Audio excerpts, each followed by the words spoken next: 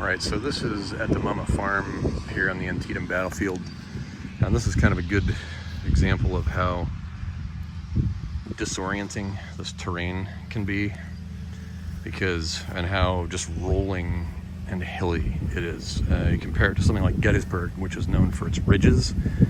There's not really, and those are like broad north-south ridges in Gettysburg with kind of very gentle sloping swales between them, gradual sloping swales. The Antietam battlefield is just very heavy rolling terrain, like rolling hills. There's not the series of easily identifiable ridges. It's just hillock after hillock after hillock. And so you see here along the horizon, these are crests of these rolling hills, because where the road goes back up there, we just came from there, and that kind of leads up to a knoll from which you can see a lot more of the surrounding terrain. But there's a lot of instances where men on this battlefield were essentially endefilade to artillery fire or even musket fire and completely hidden from view by troops that were, maybe only 100 yards away.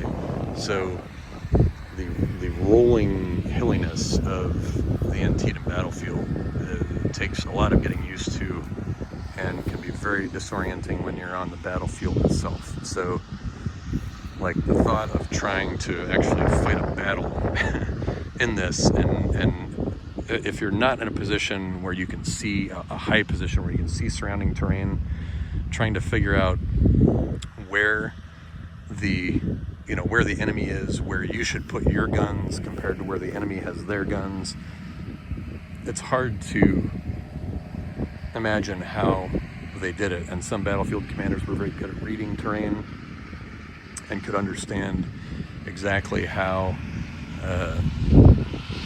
the enemy might approach, or how guns might be placed. The enemy might place guns or place guns themselves to know where to do it.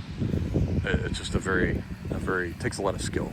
And so from here, you can actually, this line of trees here is obscuring where the visitor center is, but the visitor center is up there. And from the visitor center, that's a commanding height that the visitor center is on. And so you can see a lot of the surrounding battlefield from that point.